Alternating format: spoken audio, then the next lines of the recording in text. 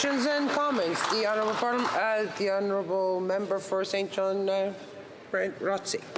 Thank you, Madam Speaker, and thank you to member opposite for his passionate speech. And Madam Speaker, I had to rush to actually put my tie on so I could ask that member this question about the unbelievable fiscal management the party opposite, the Conservatives, think that they have.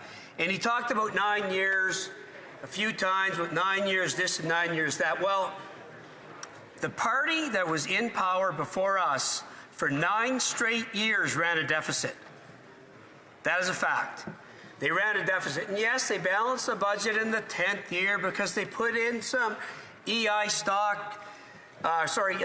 stocks and EI rainy day fund in the pot to balance the budget. But they ran a deficit for 9 straight years. That is fact. So I asked the member opposite, how can you justify saying that we are so bad running deficits through COVID and other things when the party before us, or the party that was in power before us, ran 9 straight years? Thank you. The honourable member for Stormont Dundas South Glengarry.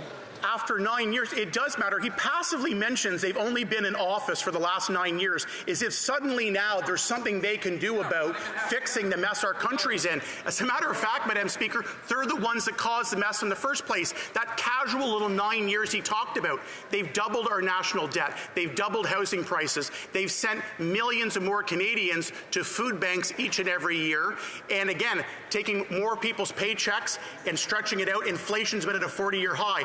Everything they've touched in that 9 years has been a disaster. They try to forget about their record, but trust me, we're going to hold it. Conservatives did balance the budget. We had a plan to balance the budget, and that's been the common sense Canadian consensus for years. We're going to keep doing the same to bring down inflation, control spending, and stop the out of touch and just reckless financial approach they've had for far too long.